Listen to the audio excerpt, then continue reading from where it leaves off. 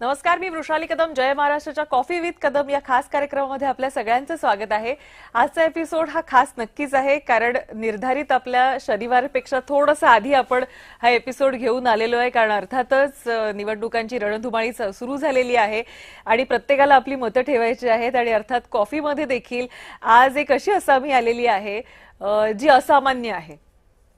त्यांच्या कविता ह्या दिल्लीमध्ये इतक्या गाजतात, म्हणजे त्या गल्लीपासून ते दिल्लीमध्ये प्रचलित आहेत.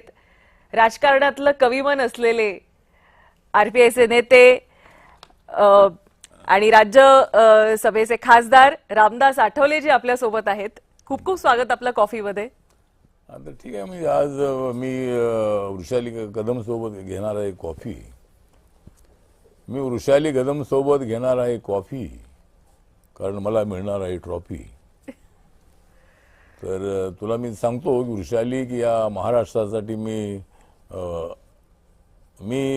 माझ्या जीवनामध्ये फार घेतलेले आहेत कष्ट. मी माझ्या जीवनामध्ये फारच घेतलेले आहेत कष्ट, म्हणून मी म्हणत असतो जय भीम जय महाराष्ट्र. या देशातली विषमता करायची आहे मला नष्ट. या देशातली विषमता मला करायची आहे नष्ट, म्हणून मी बोलत असतो स्पष्ट. वाह, बोल. क्या बात आहे. म्हणजे अगदी सुरुवातीलाच तुम्ही कवितेने हिट केलेलं आहे आणि ती कविता देखील अगदी मनाला हिट करणारी आहे. नाही, फक्त मनाला हिट करणारी नाही, मनाला फिट करणारी आहे. फिट. क्या बात आहे. दमदार सुरुवात तुम्ही कॉफीची केलेली आहे. दमदार नेते आहात तुम्ही. यावेळी प्रचाराला तुम्ही उतरलेले आहात. आता पण एका प्रचार सभेला तुम्ही जाणार आहात. सकाळपासून प्रचार करून इथे आलेला आहात. तुम्हाला मी कॉफी पाजतेय, थोडंसं रिलॅक्स करतेय, पण इलेक्शनची रणधुमाळी आहे. या सगळ्यामध्ये तुम्ही जसं म्हणालात की तुम्ही खूप कष्ट घेतलेले आहेत, समाजासाठी कष्ट घेतलेले आहेत. यावेळी समाजाला काय मिळालं? नाही, समाजाला तर एकतर ज्या सरकारसोबत मी आहे त्या सरकारमध्ये असताना मी अस्लम मधल्या लोकांना पक्कं घर देण्याची एक महत्वाची स्कीम आम्ही राबवत आहोत. आणि 300 फुटाचं सुरुवातीला मी शरद पवार साहेबांच्या मंत्रिमंडळामध्ये असताना मी त्यांना सांगितलं होतं की झुगी झोपडीत राहणाऱ्या माणसाला पक्कं घर मिळालं पाहिजे. आणि या मुंबई शहरामध्ये ते घर विकत घेणं त्यांच्यासाठी अशक्य आहे. 5-10 हजार पगारामध्ये काम करणारा आमचा समाज आहे. त्यामुळे त्यावेळेला ही स्कीम सुरू करण्यात आली होती. 180 फुटाचं ते घर होतं. नंतरच्या वेळेला ते 225 फुटाचं घर झालं. आणि आता महायुतीचं सरकार आल्यानंतर 300 फुटाचं कार्पेट एरियाचं घर, म्हणजे 400-450 फुटाचं बिल्डअप एरियाचं घर.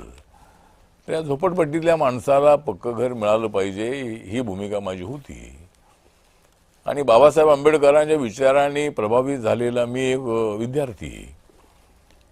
बाबासाहेब आंबेडकर नसते तर आमच्या जीवनामध्ये शिक्षण नसतं. आमच्या जीवनामध्ये शिक्षण नसतं तर आमच्या जीवनामध्ये रक्षण नसतं. आणि बाबासाहेब आंबेडकरांनी आमच्यासाठी फार खस्ता खाल्लेली आहे.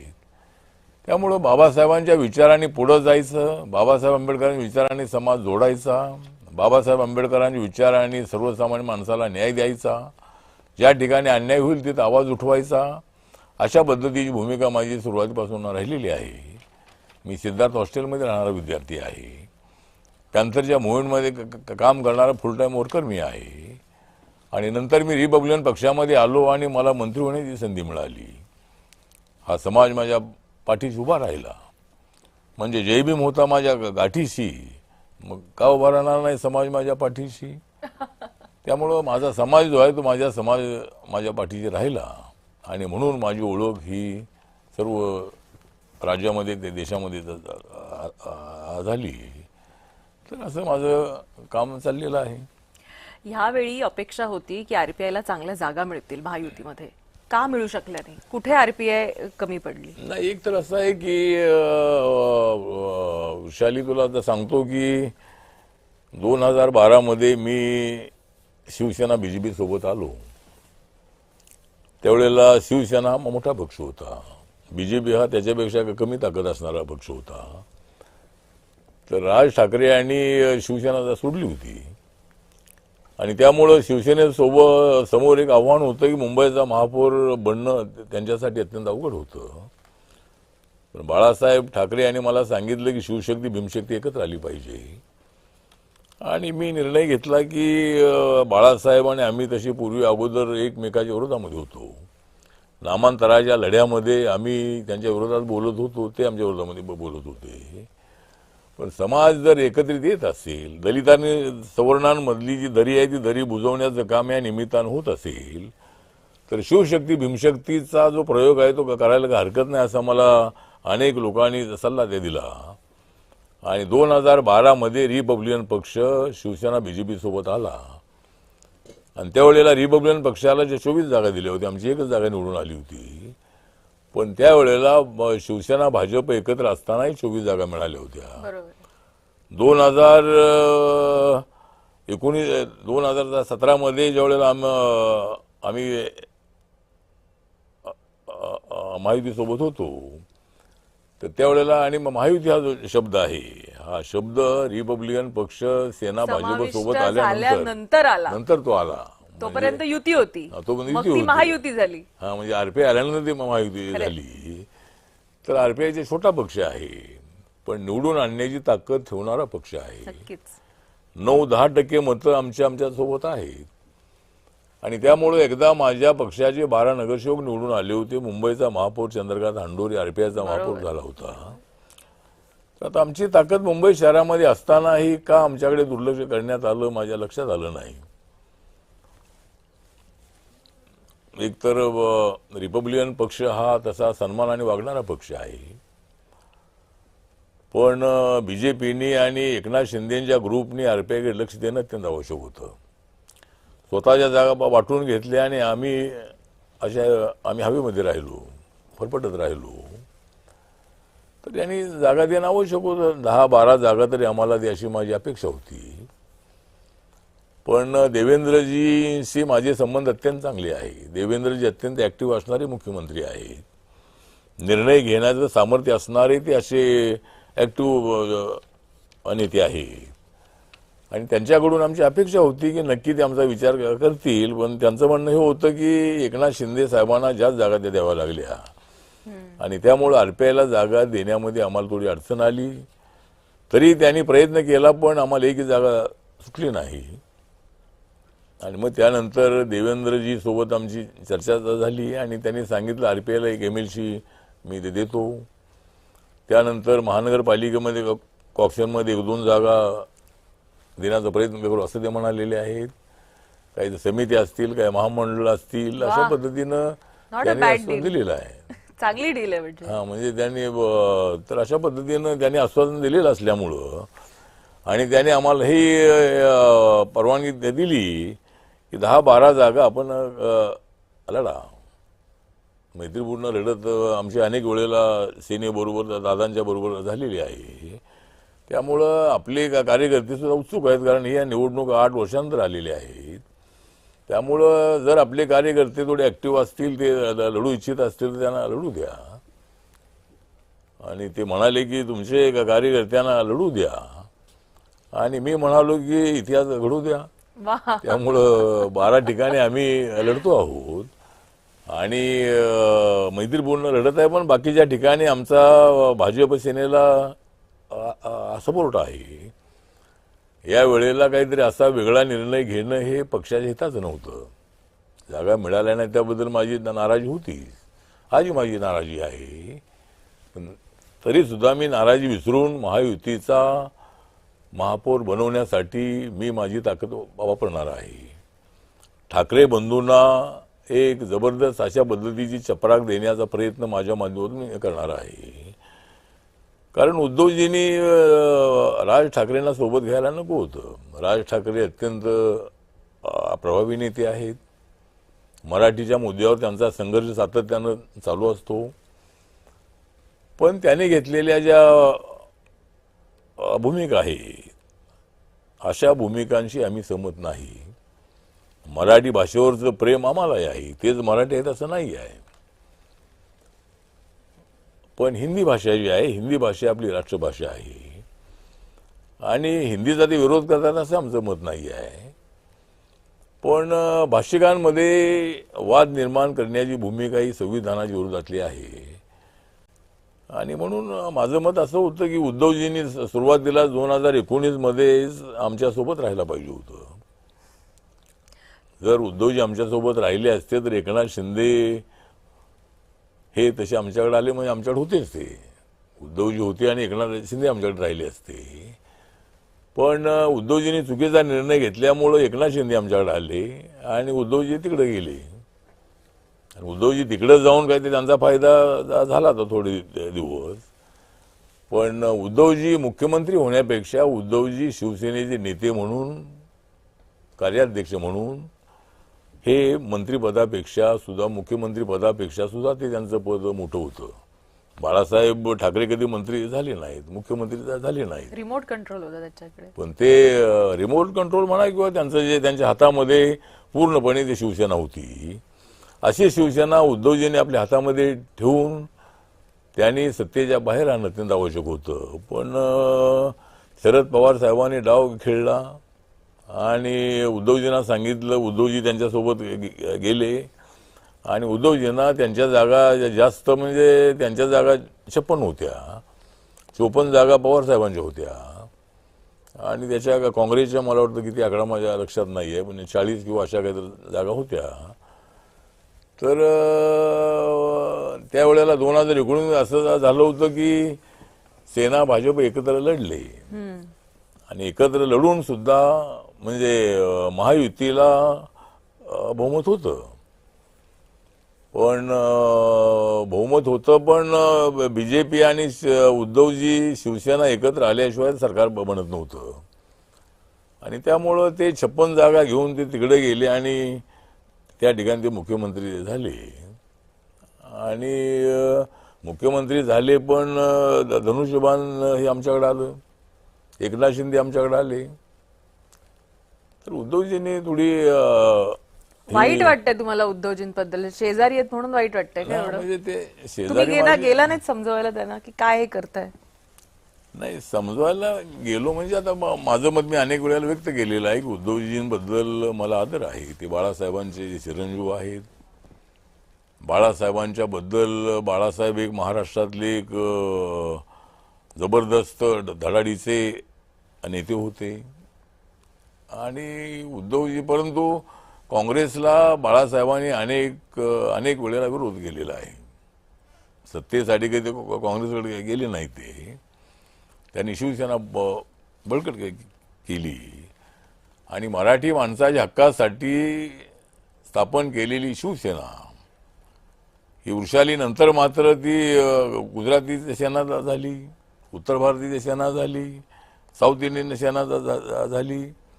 त्यामुळे बाळासाहेबांनी सगळ्या मुंबईमध्ये राहणाऱ्या सगळ्या भाषेच्या लोकांना एकत्र आणलं होतं. बरोबर. त्यामुळे अनेक वर्ष त्यांना मुंबईची सत्ता मिळाली. पण उद्धवजींनी राजसाहेबांना सोबत घेऊन ही सगळी मतं ही त्यांच्यापासून आता दूर झालेली आहेत. त्यांना असं वाटलं की दोन भाऊ एकत्र आले की सगळं आलबेल होईल. या प्रचारामध्ये कुठं ते दिसत नाही आहेत, त्यांच्या सभा कुठं दिसत नाही आहेत. त्या दोन बंधूंची काहीतरी एकच सभा होणार असं म्हणतात, त्यांची सभा मोठी होईल. पण मैदानामध्ये मात्र देवेंद्र फडणवीस, एकनाथ शिंदे, अजितदादा पवार, आम्ही दिसतोय, ते मैदानाला दिसत नाही आहेत. त्यामुळं या वेळेला आम्हाला पूर्णपणे अपेक्षा आहे की आमच्या जागा 150 पेक्षा 227 मधल्या 150 पेक्षा आमच्या महायुतीच्या जागा येतील अशी आम्हाला अपेक्षा आहे. नक्कीच. तुम्ही म्हणताय की ते प्रचारात कुठे दिसत नाहीयेत. खरं तर दोन भाऊ एकत्र आले, 20 वर्षानंतर एकत्र आले, असं वाटलेलं आज एक मोठा धमाका होईल, धडाका लागेल, वाटलेलं तुम्हाला असं काही? नाही, आम्हाला असं नाही वाटलं. ज्यावेळेला दोघे भाऊ एकत्र आले त्याच वेळेला आमचा मार्ग सुकर झाला, साफ झाला होता, सुकर झाला होता. कारण महाविकास आघाडीमध्ये फूट पडलेली आहे. काँग्रेस पक्ष वेगळा झालेला आहे, उद्धव ठाकरे राज ठाकरे वेगळे झालेले आहेत आणि हे दोघे सगळे वेगळे झाल्यामुळे आमचा पुढे जाण्याचा मार्ग एकदम मोकळा झालेला आहे. त्यामुळं या दोघा भावांची ताकद जी आहे ती मराठी माणसांपुरती जरी आहे, त्या मराठी मतांमध्ये आम्हाला मतं मिळणार आहेत. 50% जास्त मतं आम्हाला मिळतील. 33% जर मराठी सर्वसाधारण पकडला जातोय की मुंबईमध्ये एकतर मराठी माणसाचा टक्का घसरलाय आणि जवळपास साधारण 33% मराठी माणूस हा मुंबईमध्ये आहे आणि त्याच्यातला साधारण 9% जो समाज आहे तो तुमच्या मागे किंवा आरपीआय विचारसरणीला फॉलो करणारा आहे. त्यामुळे नक्कीच या सगळ्याचा परिणाम जो आहे तो जेव्हा वोटिंग होतं त्याच्यावर होत असतो. होईल ना. म्हणजे आता जे 33% आहे त्याच्यामधले 9% आमचा समाज आहे. 9% हा समाज आहे, हा उद्धवजीला आणि राजला मतदान करणारा तो नाही. आणि माझ्यासोबत मॅक्झिमम हा मुंबईचा माणूस आहे. म्हणजे आमच्यामध्ये गटबाजी आहे, प्रकाश आंबेडकरांकडे काही लोक आहेत असतील, पण मॅक्झिमम जे लोक आहेत ते माझ्यासोबत मुंबईमध्ये आहेत. त्यामुळं आमचा जो टक्का आहे, आमचा टक्का हा महायुतीसाठी पक्का आहे. त्यामुळं आमचा टक्का नेहमी असतो पक्का. आमचा टक्का नेहमीच असतो पक्का. म्हणून आम्ही देणार आहोत उद्धव आणि राजला धक्का. त्यामुळं या निवडणुकीमध्ये आमच्या मतांचा धक्का त्यांना बसणार आहे. आणि अशा पद्धतीने मला वाटतं की मराठी मतं काँग्रेसला मिळणार आहेत, मराठी मतं महायुतीला मिळणार आहेत, मराठी मतं उद्धवजींना आणि राजलाही मिळणार आहेत. पण जे तू सांगितलंस की मराठी टक्का या ठिकाणी कमी होतोय, तर तो वाढवण्यासाठी सुद्धा आपल्याला प्रयत्न करणं अत्यंत आवश्यक आहे. खरंय. तो मराठी टक्का तेव्हाच राहील जेव्हा मराठी माणूस हा मुंबईत राहील. तो मुंबई सोडून बाहेर जाणार आहे, त्याला घर मिळेल इथे. आता मराठी माणसांनी सुद्धा मुंबईमध्ये राहणं अत्यंत आवश्यक आहे. टक्का वाढवण्यासाठी प्रयत्न करणं अत्यंत आवश्यक आहे. आणि आमचा प्रयत्न आहे की या ठिकाणी उद्योग सुरू आहेतच आहेत, पण मराठी टक्का वाढावा ही देवेंद्र फडणवीस सरकारची भूमिका आहे आणि मराठी टक्का वाढवण्यासाठी आमचा प्रयत्न राहणार आहे. पण मुंबई देशाची आर्थिक राजधानी असल्यामुळं या ठिकाणी सर्व भाषिकांचा आदर करणं ही सुद्धा घटनात्मक आमची जबाबदारी आहे. मी तुला आता सांगतो की दिल्लीमध्ये मराठी माणसं 4 लाखापेक्षा जास्त आहेत. बर. उत्तर प्रदेशमध्ये गेला तर लाखो लोक आपले मराठी माणसं आहेत. पांडेचेरीमध्ये गेला तर त्या ठिकाणी आपली माणसं आहेत. अंदमान निकोबारला गेला तर त्या ठिकाणी आमची माणसं आहेत. सर्व तुम्ही कलकत्त्याला गेला तर तिथं मराठी भवन आहे. म्हणून तुम्हाला नॅशनल अपील आहे. तुम्हाला नॅशनल पॅन इंडिया अपील आहे. त्यामुळे नाही म्हणजे नॅशनल म्हणजे आता मी फिरणारा माणूस आहे, मी हरणारा माणूस नाही. घरी बसणारा माणूस नाही असं म्हणायचंय का तुम्हाला? मी सतत शेजाऱ्यांना तुमच्या ऐकवत असता. नाही. तर आता माझा पक्ष जो आहे तो माझा पक्ष उषाली मॅडम छोटा पक्ष आहे. पण मी आता 1-2 ठिकाणी सांगितलं की महाराष्ट्रामध्ये आम्हाला तेवढा राजकीय न्याय मिळत नाहीये. मला मंत्रिपद मिळालेलं आहे, पण ज्या कार्यकर्त्यांच्यामुळं मला मंत्रिपद मिळालेलं आहे त्या कार्यकर्त्यांना खुश करण्यामध्ये मला अपयश येत आहे. कारण देणारे हे दुसरे आहेत आणि मी घेणार आहे, पण मला ते दिलंच जात नाही, त्यामुळे घेणार काय अशी परिस्थिती आहे. त्यामुळे त्या कार्यकर्त्यांसाठी मला काय करता येत नाही. पण मी नरेंद्र मोदींच्या नेतृत्वाखाली विकासाच्या दिशेनं जाणारा मी आहे आणि नरेंद्र मोदींचे माझे संबंध अत्यंत चांगले आहे. हो ना. तुमच्या कविता ऐकतात ते थांबून. नरेंद्र मोदीजींनी मला ते भेटले की मला विचारतात काय नवीन कविता आहे की नाही. तर मला बसून अशी लिहिण्याची सवय आहे किंवा बोलता मी कविता करतो. त्यामुळे ठीक आहे, तर कवितेचा विषय नाही. पण माझा पक्ष हा देशाच्या सर्व राज्यामध्ये आहे. एक राज्य असं नाही की त्या ठिकाणी माझ्या पक्षाची कमिटी नाही. आणि सगळ्या जातीचे लोक माझ्यासोबत आहेत. आंध्र प्रदेशच्या माझ्या अध्यक्षाचं नाव ब्रह्मानंद रेड्डी आहे. फकरे आलम गुड्डू हा माझा दिल्लीचा अध्यक्ष आहे, तो मुस्लिम कम्युनिटीचा आहे. त्यानंतर महेश्वर नावाचा ट्रायबल कम्युनिटीचा आहे, तो माझा मणिपूरचा अध्यक्ष आहे. नागालँडमध्ये माझ्या पक्षाचे 2 आमदार आहेत. मिझोराममध्ये, त्यानंतर मेघालयामध्ये, आसाममध्ये, त्रिपुरामध्ये, अरुणाचलमध्ये, सिक्कीममध्ये माझा पक्ष आहे. आणि माझा 2 राज्यामध्ये माझा पक्ष रेकग्नाइज आहे. आता नागालँड आणि मणिपूरमध्ये. वा वा. अजून 2 राज्यामध्ये जर माझा पक्ष रेकग्नाइज झाला तर माझ्या पक्षाला राष्ट्रीय मान्यता मिळेल. बरोबर. आणि आज देशामध्ये राष्ट्रीय मान्यता असणारे जे 4च पक्ष आहे त्यामध्ये बीजेपी नंबर 1 आहे, काँग्रेस नंबर 2 आहे, बीएसपी नंबर 3 आहे, आम आदमी पार्टी नंबर 4 आहे. जर या 5 वर्षामध्ये माझं स्वप्न आहे की माझ्या पक्षाला राष्ट्रीय मान्यता मिळवायची. आणि ती राष्ट्रीय मान्यता माझ्या पक्षाला मिळाली की 5व्या नंबरवर माझा पक्ष देशात आल्याशिवाय राहणार नाही. लोकांना वाटतं की माझा पक्ष छोटा आहे, मी चूप राहणारा माणूस आहे. पण मी काही तसा अन्याय सहन करणारा माणूस अजिबात नाही. अन्यायाचा प्रतिकार करणारा मी माणूस आहे. पण राजकारणामध्ये कधी 2 पावलं मागे यायची असतात आणि पुढं जायचं असेल तर 2 पावलं मागवून नंतर पुढं जायचं असतं. त्यामुळे अनेक लोकांना वाटते आठवले नाराज आहे तर मी नाराज होतो. परंतु मी जरी नाराज असलोही तरी आपली जबाबदारी आहे की महायुतीला सत्तेवर आणायचं आहे. आणि जागा मिळाल्या नाहीत पण देवेंद्रजींनी सांगितले त्या पद्धतीनं जर आम्हाला हा सत्तेचा वाटा मिळाला तर अनेक कार्यकर्त्यांना त्याची संधी मिळेल. त्यामुळं मी शांत आहे. पण नंतर मात्र बीजेपीने थोडा विचार करणं अत्यंत आवश्यक आहे की बीजेपी सोबत असणाऱ्या युपी मधल्या मित्रपक्षांना, बिहारमधल्या मित्रपक्षांना किंवा इतर ठिकाणी असणाऱ्या मित्रपक्षांना जागा दिल्या जातात. पण महाराष्ट्रामध्ये मात्र माझ्या पक्षाला जागा दिल्या जात नाहीत. ही गोष्ट तेवढी चांगली नाही.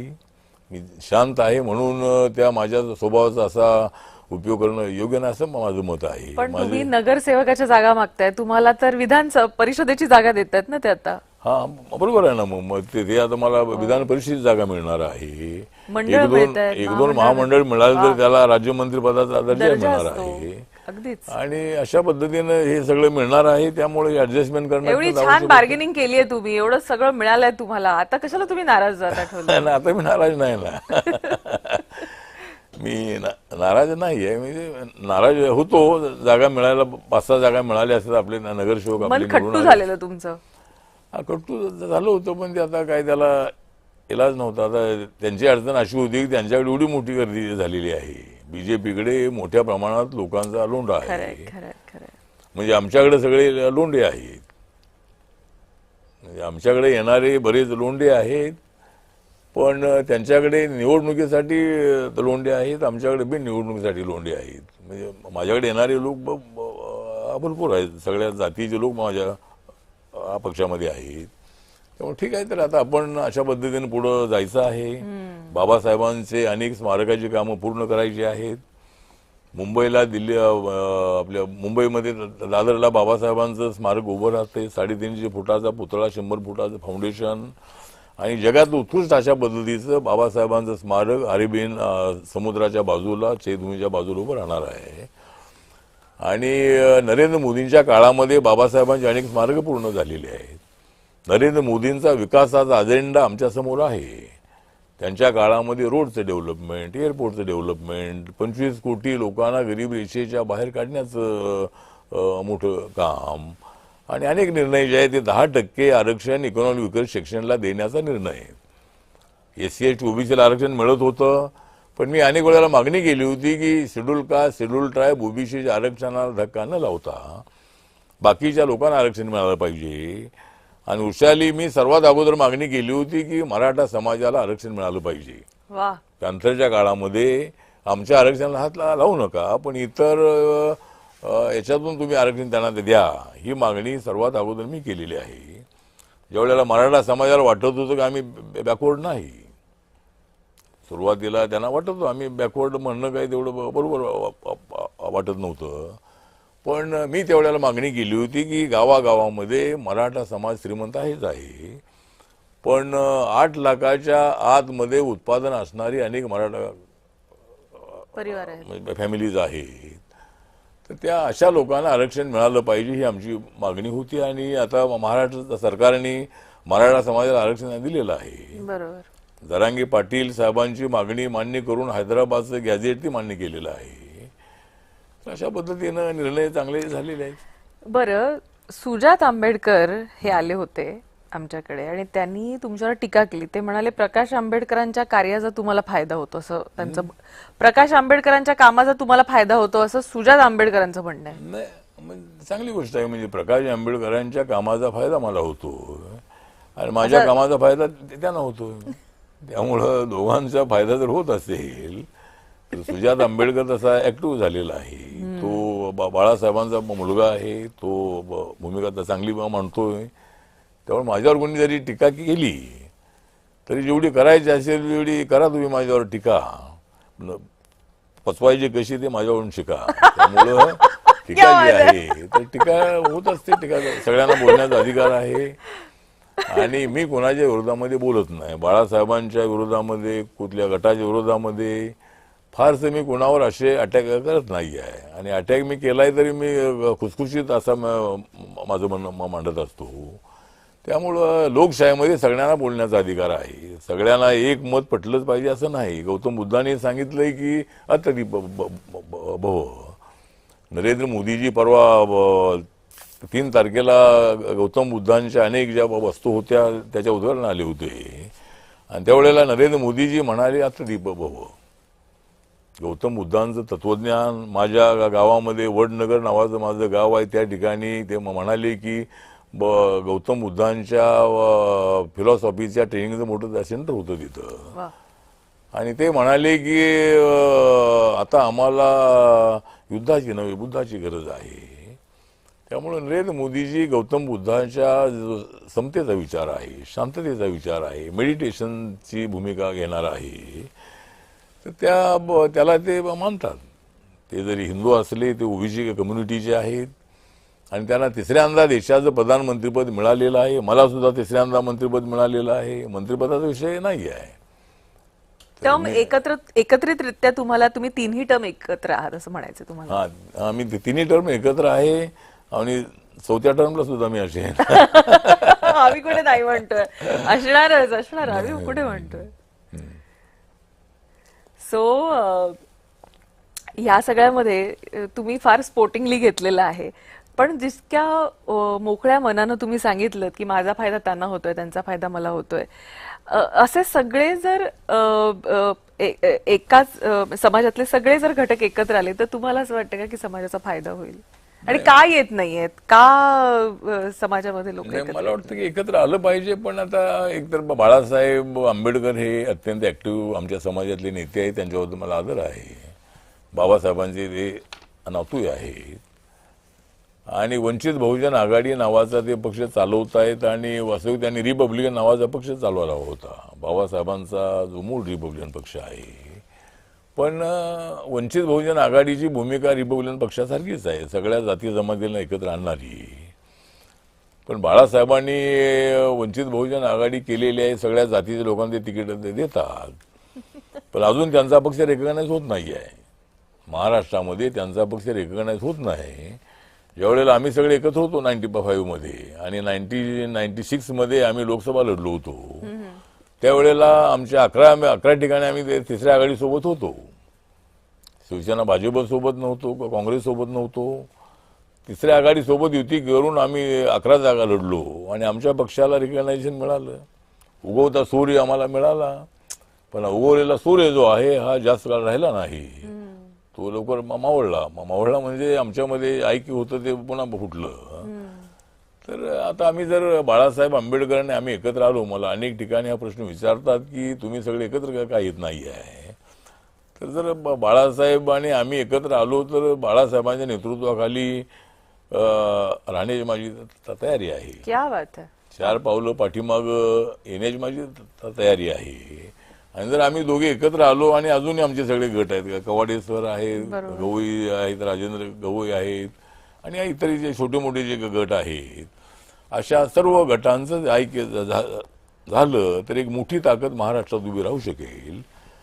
आणि ज्या वेळेला आमचे 4 खासदार निवडून आले होते काँग्रेस अलायन्समध्ये 1998 मध्ये, शिवसेनेचा गड असणाऱ्या दादर, माहीम, वडाळा या एरियामध्ये मी निवडून आलो होतो आणि प्रकाश आंबेडकर अकोल्यात आले होते निवडून, गवई साहेब अमरावती निवडून आले होते, कवाडे सर चिमूरमध्ये निवडून आले होते. बरोबर. तर आमची ताकद, आम्ही जर एकत्र आलो तर आमची ताकद आहे. कुणासोबत जायचं ते आपण ठरवू नंतर, पण आम्ही तर अगोदर एकत्र येणं आवश्यक आहे. आणि मला माझ्या मंत्रिपदात हव्यास नाही. मी मंत्री असलो नसलो तरी मी लोकांचा कार्यकर्ता आहे आणि मंत्रिपदापेक्षा सुद्धा कार्यकर्ता हे पद फार मोठं आहे. कार्यकर्ता हे पद कोणी हिरावून घेऊ शकत नाही. मंत्रिपद येतील आणि जातीलही, पण आम्ही समाजासाठी जर आम्ही एकत्र आलो तर कुठलाही त्या करण्याची माझी तयारी आहे. आम्ही सगळ्यांनी जर एकत्र आलो तर एक मोठी ताकद उभी राहील. पण मला असं वाटतं हा फार मोठा विचार तुम्ही या ठिकाणी मांडलेला आहे. मला असं वाटतं की जय महाराष्ट्राच्या माध्यमातून आज बोलत असताना तुम्ही हे सांगणं की समाजानं आज एकत्र आलं पाहिजे आणि वेळ प्रसंगी एखादी गोष्ट बाजूला करायला सुद्धा तुम्ही मागे पुढे समाजासाठी म्हणून पाहणार नाही असं तुम्ही म्हणताय. आणि सगळा समाज एकत्र आला तर एकत्रितरित्या नंतर ठरवता देखील येईल की कोणाच्या मागे उभं राहायचं. हा इतका मोठा विचार खरं तर आज तुम्ही सगळ्या तुमच्या नेत्यांना दिलेला आहे. समाजातल्या वेगवेगळ्या ज्यांचे ज्यांचे छोटे छोटे गट पडलेले आहेत. पण मला एक सांगा की आजच्या पिढीला 1970च्या दशकामध्ये घडलेली वरळीच्या दंगलीतले ते जे रामदास आठवले होते ते फार माहिती नाहीयेत. नेमकं काय झालं होतं 1970 मध्ये? कारण तुम्ही देखील जुन्या आठवणी काढल्यात तर म्हटलं आता हेही देखील आम्हाला सांगा. मी तर नाही, मी त्यावेळेला नव्हतो, पण मी नंतर मी मुंबईमध्ये आलो. राजा ढाले, नामदेव ढसाळ यांनी पॅन्थर सुरू केलेली होती आणि सुरुवातीपासून माझा स्वभाव असा होता की मी शांत असणारा राहणारा जरी माणूस असलो तर अन्यायाच्या विरोधामध्ये मनात ची ठेवणारा मी विद्यार्थी होतो. आणि त्यामुळे विद्यार्थी दशेमध्ये असतानाही जर कधी काय मारामारी करण्याची वेळ आली तर मी ते करत होतो. पण ठीक आहे, तो मारामारीचा विषय नाही. पण पॅन्थरच्या मुवमेंटमध्ये मी आलो आणि माझी ओळख राजा ढालेंमुळं, नामदेव ढसाळांमुळं सगळ्या देशामध्ये झाली, महाराष्ट्रामध्ये झाली. आणि कार्यकर्ता म्हणून माझी ओळख आहे. म्हणून आयुष्यभर कार्यकर्ता राहण्याची माझी तयारी आहे. तर त्या पद्धतीनं आता मी सिद्धार्थ हॉस्टेलमध्ये राहिलो. गावागावामध्ये पॅन्थरच्या छावण्या स्थापन करत होतो. राजा ढाले, नामदेव ढसाळ वेगळे झाल्यानंतर मी दलित पॅन्थर ऑफ इंडिया, भारतीय दलित पॅन्थर नावाची संघटना स्थापन केली. म्हणजे पॅन्थरच होती आणि जवळजवळ 17 राज्यामध्ये ही पॅन्थर होती. आणि मी सगळीकडे 17 राज्यांचा आवाका होता. हा, त्यावेळेला 17 राज्यामध्ये पॅन्थर होती आणि मी अनेक वेळेला विदाऊट रिझर्वेशन मी गेलेलो. अहमदाबादला मला जायचं असेल तर मी गेलेलो आहे. लखनौमध्ये, कानपूरमध्ये मी ट्रेनमध्ये उभं राहून मी गेलेलो आहे, कधी रिझर्वेशन न करताही. त्यामुळं साऱ्या देशभरामध्ये माझी ओळख होती. पण मी सुरुवातीला भाषण करत नव्हतो. नेता म्हणून पुढे येण्याची माझी भूमिका नव्हती. त्यामुळं ठीक आहे, त्याच्या पॅन्थरची मुवमेंट आमची वाढली आणि मी हा स्टँड घेतला की हिंदू धर्मातल्या काय चाली रीतींच्या विरोधामध्ये न बोलता, ठीक आहे, ते त्यांचा धर्म आहे, आपण बौद्ध झालेलो आहोत, बाबासाहेबांनी आपल्याला बौद्ध बनवलेलं आहे. तर टीका टिप्पणी करून आपल्या समोरच्या माणसाला अंगावर घेण्यापेक्षा त्या माणसाला पण हे सांगितलं पाहिजे की आमचा पक्ष तुमच्यासाठी आहे. बाबासाहेबांचा पक्ष म्हणजे फक्त महार किंवा बौद्ध समाजासाठी नव्हे, तो साऱ्या दलितांसाठी आहे. फक्त तो दलितांसाठीच नसून तो शेतकऱ्यांसाठी आहे, शेतमजुरांसाठी आहे, कामगारांसाठी आहे, मराठा समाजासाठी आहे, ओबीसींसाठी आहे, महिलांसाठी आहे. अशा पद्धतीनं ही भूमिका मांडत मी माझी मुवमेंट अत्यंत गावागावापर्यंत मी पोचवली होती. आणि सगळ्या गावामध्ये पॅन्थरचे बोर्ड असायचे. शरद पवार साहेब मुख्यमंत्री असताना ते सगळीकडे जात असताना ते बघायचे की सगळ्या ठिकाणी बोर्ड आहेत. त्यामुळं माझी ओळख ही पवार साहेबांची अत्यंत चांगली होती. आम्ही त्यांच्या विरोधामध्ये होतो, आम्ही काही त्यांच्यावर अलायन्समध्ये नव्हतो. पण 1990 मध्ये आम्ही सगळे नेते एकत्र आलो आणि लगेच फुटलोही. पण मी हे सांगितलं की आपण शरद पवार साहेबांसोबत काँग्रेससोबत जाणं अत्यंत आवश्यक आहे. आणि त्यावेळेला आम्ही बाळासाहेब आंबेडकरांचा काँग्रेसशी अलायन्स करायला विरोध होता. गवई साहेबांचा त्याला पाठिंबा होता, अनेक लोकांचा पाठिंबा होता. तर त्यावेळेला आम्ही जो अलायन्स केला तो काँग्रेस अलायन्स केला आणि त्या काँग्रेस अलायन्समध्ये 141 जागा काँग्रेसच्या निवडून आल्या आणि 11 अपक्षांच्या मदतीनं पवारसाहेब मुख्यमंत्री झाले. बरोबर. आणि मला त्याने आपल्या मंत्रिमंडळामध्ये घेतलं. मला काय तसा राजकीय अनुभव नव्हता, पण मी माझं मंत्रिपद अत्यंत चांगलं चालवलं होतं. माझ्या मंत्रालयाच्या समोर फार मोठी गर्दी असायची. सगळे जाती धर्माचे लोक मला भेटायला येत होते आणि मला जे जमायला नको होतं पण ते मला जमलं. का जमायला नको होतं? काय जमायला नको होतं? नाही म्हणजे लोकांना वाटत होतं की यांना जमणार नाही म्हणून. अच्छा, जमणार नाही असं वाटत होतं आणि ते लोकांना जमवून वाटत दाखवलं होतं की मंत्रीपद काम करण्याला जमणार नाही. पण आता परिस्थिती अशी आहे की मंत्रीपदाशिवाय मला गमणार असं काय नाही आहे. म्हणजे मंत्रिपद विषय नाही आहे, यमक जुळवलं तुम्ही. गमतीर म्हणालो. पण ठीक आहे, तर मंत्रिपद सत्ता असते, येते जाणार. समाजाला तुमच्या जमणार नाही ना, पण तुम्ही मंत्री राहिला नाही तर समाजाला आवडणार नाही ते. नाही ठीक आहे. नाही, समाजामध्ये लोकांचं म्हणणं हे आहे बाबा आपण त्या ठिकाणी एकटे असूनही आपला लोकसभेदेखील मेंबर नसताना सुद्धा नरेंद्र मोदी साहेब आपणाला मंत्री बनवत आहे. बरोबर. आणि त्यांच्या विरोधामध्ये जे भाष्य केलं जातंय, आरोप केले जातात, हे संविधानाला बदलणार आहेत वगैरे, हे खरं नाही आहे. बाबासाहेबांचं एवढं संविधान मोठं आहे की आपल्या देशाचा कधी नेपाळ होऊ शकत नाही, आपल्या देशाचा कधी श्रीलंका होऊ शकत नाही, बांगलादेश होऊ शकत नाही. आपल्या देशामध्ये अनेक आंदोलनं झालेले आहेत. नक्षलवाद्यांचं आंदोलन झालेलं आहे, ते आता नक्षलवाद संपत आलेलं आहे.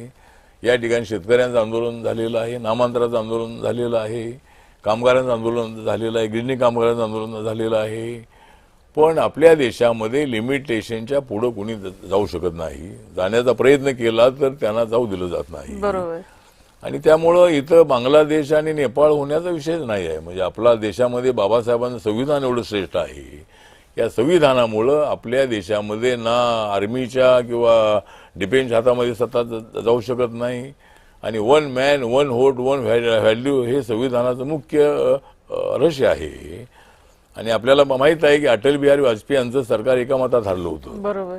त्यामुळे एका मताला किती किंमत आहे लोकशाहीमध्ये हे त्यावेळेला अनेक लोकांनी पाहिलेलं आहे. त्यामुळं बाबासाहेबांचं संविधान जोपर्यंत या त्या देशामध्ये आहे तोपर्यंत वृषाली अजिबात आपल्या देशामध्ये कुरबुरी होतात, वाद होतात. ही या ठिकाणी हिंदू राहतोय, मुस्लिम राहतोय, शीख राहतोय, इसाई राहतोय, बौद्ध राहतोय, जैन राहतोय, लिंगायत राहतोय, पारसी राहतोय, सगळ्या जाती धर्माची माणसं आहेत. त्यामुळे पॉलिटिकली कोणी एकमेकाच्या विरोधामध्ये बोलत असतील ही, पण इथला हिंदू काय लगेच दुसऱ्या धर्मात जाणार नाही. कुणीतरी एखादी फॅमिली कुणी ख्रिश्चन होते, एखादा कोणी मुस्लिम होतो, म्हणजे होतो असा. परंतु सगळा समाज कुणी असा होणार असं नाही आहे. आणि मुस्लिम झालेला समाज पुन्हा हिंदू होणार असे नाही आहे, बौद्ध झालेला समाज पुन्हा हिंदू होणार असे नाही आहे, ख्रिश्चन झालेला समाज पुन्हा हिंदू होणार असे नाही आहे. म्हणून देशाचं संविधान हे सर्व धर्म समभावाचं आहे. आणि म्हणून मला असं वाटतं की बाबासाहेबांनी एक फार मोठं संविधान दिलेलं आहे आणि या संविधानामध्ये सगळ्यांचा सहभाग आहे. पण तिकडे राहुल गांधी म्हणतात, जे काही त्याला तुम्ही उत्तर दिलेलंच आहे अर्थातच संसदेमध्ये, नाही राहुल कसं बघता त्यांच्या या विधानांकडे? राहुल गांधी जे आहेत ते सध्या ऍक्टिव्ह झालेले आहेत, ही गोष्ट खरी आहे. सुरुवातीला राहुल गांधी तेवढे ऍक्टिव्ह नव्हते, पण आता त्यांच्या 99 जागा निवडून आल्यामुळं ते विरोधी पक्ष नेते झालेले आहेत. पण रोज मोदींवरती टीका टिप्पणी करून काँग्रेसला फायदा नाही. चांगली कामं होत असतील त्याला चांगलं म्हणणं हे लोकशाहीतल्या विरोधकांचं काम आहे. पण मोदींनी किती चांगलं केलं तरी ते चांगलं नाही अशाच पद्धतीची भूमिका विरोधी पक्षाकडून घेतली जात आहे. आणि त्यामुळे देशभरामध्ये मोदीजी जिंकतायत. लोकसभेला आमचं नुकसान झालं, पण त्यानंतर झालेल्या सगळ्या निवडणुकांमध्ये, हरियाणाची निवडणूक, बिहारची निवडणूक, दिल्लीची निवडणूक, महाराष्ट्राची निवडणूक, आता बेंगॉलची निवडणूक येणार आहे गुजरातची पण आणि वेस्ट बेंगॉलमध्ये सुद्धा बीजेपीची एनडीएची सत्ता येणार आहे. त्यानंतर 5 राज्याच्या निवडणुका येणार आहेत. उत्तर प्रदेश आहे, गोवा आहे आणि 3 राज्य आहेत. गुजरात पण आहे. गुजरात म्हणजे आता 5 राज्य माझ्या लक्षात नाही आता, पण मला तर आमचा प्रयत्न आहे म्हणजे लोकांसमोर जाऊन आम्ही केलेल्या कामांची पावती ठेवणं हे आमचं काम आहे. आणि कुणाला सत्तेवर आणायचं तो जनतेला अधिकार आहे. आम्ही काय म्हणत नाही की मत चोरी झालेलं आहे म्हणून. लोकसभेत आम्ही नाही म्हणालो की आणि मत चोरलेली आहेत. लोकसभेत आम्ही नाही म्हणालो की बाबा मशीन बिघडलं होतं म्हणून. पण आता आम्हाला ज्या वेळेला सत्ता मिळते त्यावेळेला हे म्हणतात हे वोट चोरी करतात. आणि SIR जो आहे तो यासाठीच आहे की जे डेथ झालेल्या लोकांची नावं जी यादीत आहे ती काढायची. ज्यांची नावं टाकणं आवश्यक आहे ते नावं त्यामध्ये टाकायची. त्यानंतर ज्यांची नावं 2-2, 3-3 ठिकाणी आहेत ते अभ्यास करून ती काढायची. जसं आदित्य ठाकरेंनी तर दाखवलं की एका घरामध्ये छोटं घर आहे आणि त्या ठिकाणी 50 लोकांची नावं आहेत. तर ते खरं आहे, जर असं असेल तर ते नावं कमी केली पाहिजेत. एका घरामध्ये 50 माणसं कशी राहू शकतात. त्यामुळं हे सगळे जी यादी चुकीची असेल ती साफसफाई झाली पाहिजे. साफसफाई झाली पाहिजे. आणि यासाठी SIR आहे. पण आता हे लोक विरोध करतायत की बाबा तिथे बांगलादेशमध्ये जे बांगला भाषिक लोकांना आमचा विरोध नाही, कारण वेस्ट बेंगॉलमध्ये बांगला भाषाच आहे. बांगलादेशमध्ये बांगला भाषा एकच भाषा आहे. पूर्वी एकच राज्य होतं ते. आणि बाबासाहेब आंबेडकर हे संविधान सभेवर सुरुवातीला निवडून आले होते. ते बंगालमधून निवडून आले होते. बंगालमध्ये जोगेंद्रनाथ मंडल नावाचे एक रिपब्लिकन शेड्यूल फेडरेशनचे नेते होते. त्यांनी तिथे आमच्या दलित समाजाच्या आमदारांचा पाठिंबा मिळवून बाबासाहेबांना संविधान सभेवर आणलं होतं सुरुवातीला. त्यामुळं मला असं वाटतं की जे तर अशा पद्धतीने चुकीच्या लोकांची नावं जी असतील ती त्याच्यातून काढण्यासाठी SIR आहे. पण त्याला ते विरोध करतायत. पुन्हा आम्हाला काय चांगली मतं मिळाली की ते म्हणतात ते वोट चोरी केलेलं आहे. ते म्हणतात तुम्ही ते 10,000 रुपये वाटले ते त्यामुळं मतं मिळाली.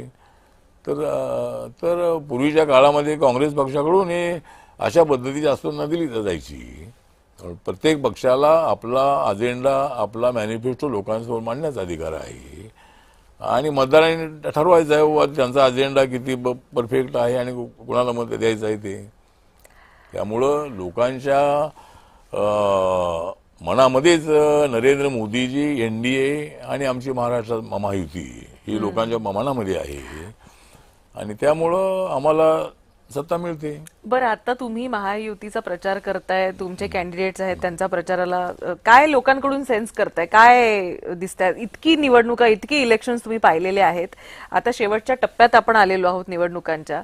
अनेकदा आपल्याला जाणवत असतं, जे सीझन पॉलिटिशियन्स आहेत तुमच्यासारखे, त्यांना कळतं की काय निकाल लागतील, काय चालू आहे, साधारण कल काय वाटतं तुम्हाला? नाही, लोकांचा कल आहे महायुतीच्या बाजूनी. कारण मुंबईच्या डेव्हलपमेंटसाठी नरेंद्र मोदी आणि भारत सरकारने मोठ्या प्रमाणात मदत केलेली आहे. मेट्रो स्टेशनचा विषय असेल, पनवेलच्या नवीन एअरपोर्टचा विषय असेल, नंतर झोपडपट्टीचं जे डेव्हलपमेंट आहे त्या डेव्हलपमेंटसाठी मोठ्या प्रमाणामध्ये काम चालू झालेलं आहे. धारावीचं डेव्हलपमेंट आता लवकरच होत आहे. BD चाळीचं डेव्हलपमेंट होत आहे. जुन्या ज्या चाळी 40-50 वर्षाच्या आहेत त्याचं डेव्हलपमेंट होत आहे. नक्कीच. आणि ज्यांचं घर 300 फुटाचं 400 फुटाचं आहे त्यांना 700-800 फुटाचं घर मिळतंय. नवीन एक स्कीम सरकारने आणलेली आहे की प्रवीण दरेकरांच्या अध्यक्षतेखाली एक कमिटी नेमलेली आहे, एक महामंडळ नेमलेलं आहे क्लस्टर डेव्हलपमेंटचं. आणि त्याच्यामध्ये असं आहे की जर आपली बिल्डिंग 100 लोकांची 2-4 बिल्डिंग असतील तिथं. नक्कीच. क्लस्टर डेव्हलपमेंट करून अधिकाधिक लोकांना जागा कशी मिळेल हा विषय नक्की ते हाताळतायत. जाता जाता दलित समाजासाठी एक संदेश नेमका काय द्याल तुम्ही आता? जाता जाता दलित समाजाला संदेश हाच देईल की बाबासाहेबांचा रिपब्लिकन पक्ष मजबूत करणं हे आपलं आद्य कर्तव्य आहे. बाबासाहेब आंबेडकरांच्या मनामध्ये असणारा रिपब्लिकन पक्षाचं नाव पुसून जाता कामा नये. आणि मी बाबासाहेबांच्या विचाराचा रिपब्लिकन पक्ष चालवत आहे. त्यामुळं मग मला असं वाटतं की रिपब्लिकन पक्षाला मजबूत करणं म्हणजेच फक्त दलितांचा रिपब्लिकन पक्ष नव्हे, तर तो साऱ्या समाजाचा रिपब्लिकन पक्ष व्हावा. आपली आरपीआयची शाखा जी आहे ती बौद्ध वाड्यापुरतीच मर्यादित राहता कामा नये. ती शाखा गावाची असली पाहिजे आणि गावामध्ये असणारा मराठा, बहुजन, भटका विमुक्त, मातंग, चर्मकार, ढोर समाज आहे, बौद्ध समाज आहे, या सगळ्या समाजाला एकत्र आणणारी ती शाखा असावी. आणि भविष्य काळामध्ये आपण अलायन्स राजकारण करतोच आहोत. आपण मागण्याचा प्रयत्न करतो आहोत कारण आज आपला पक्ष छोटा आहे. पण भविष्य काळामध्ये जर आपला पक्ष मोठा झाला तर दुसऱ्याने आपल्याकडे मागण्यासाठी यावं आणि रिपब्लिकन पक्ष हा सर्व तळागाळ्या लोकांचा व्हावा अशा पद्धतीची माझी इच्छा आहे. आणि रिपब्लिकन पक्षामधले छोटे मोठे गट जे आहेत, रोज कोणीतरी उठतो आणि एखादा गट स्थापन करतो, तरी ते थांबलं पाहिजे, समाजाने थांबवलं पाहिजे आणि बाळासाहेब आंबेडकरांनी मला एकत्र आणलं पाहिजे अशी माझी शेवटची इच्छा आहे. क्या बात आणि है, बाबा म्हणजे तुम्ही आज जय महाराष्ट्राच्या माध्यमातून आवाहन करताय की प्रकाश आंबेडकर आणि आठवले हे एकत्रित आले पाहिजेत आणि त्याच्यासाठी तुम्ही पुढाकार घ्यायला तयार आहात. हा, नाही, पुढाकार माझा आहेच पुढाकार, पण आता माझा पुढाकार काही घेतला तरी होत नाही आहे. बाळासाहेबांनी पुढाकार घेणं अत्यंत आवश्यक आहे. तर ते ठीक आहे, बघूया भविष्याची वेळ आली तर त्यामध्ये अडचण येणार नाही आहे. समाजासाठी, समाजाच्या हितासाठी ते करावं लागेल आणि पाहूया काय होतंय ते. नाही तसं झालं तर माझा पक्ष माझा म्हणजे समाजाचा पक्ष आरपीआय रिपब्लिकन पक्ष मजबूत करण्याचा माझा प्रयत्न आहे. माझं काम पुढं चाललेलं आहे आणि आपल्यासारख्या सगळ्या पत्रकारांचा, चॅनलमधल्या लोकांचा मला पाठिंबा आहे, सपोर्ट आहे, सपोर्ट आहे. खूप खूप शुभेच्छा तुम्हाला तुमच्या पुढच्या वाटचालीसाठी. आणि आता तुम्ही निवडणुकांच्या निमित्तानं प्रचार सभा घेताय, तर या निमित्तानं देखील तुम्हाला खूप खूप शुभेच्छा. आज तुम्ही इथं आलात कॉफीमध्ये. आणि आता मी एवढं सांगतो की राजकारणामध्ये मी अजिबात राहणार नाही खाली. राजकारणात मी अजिबात राहणार नाही खाली, कारण माझ्या पाठीशी उभी आहे वृषाली. खूप खूप धन्यवाद, खूप खूप धन्यवाद. सो कॉफीमध्ये खरं तर आजचा एकदम कविमय असा एपिसोड हा झालेला आहे, कारण कवी आठवले आपल्याकडे आलेले होते आजच्या एपिसोडमध्ये आणि खूप सारे संदेश त्यांनी खरं तर दिलेले आहेत. कॉफीमध्ये आता वेळ झालेली इथेच थांबायची, पण तुम्ही कुठेही जाऊ नका, पात्रा फक्त जय महाराष्ट्र.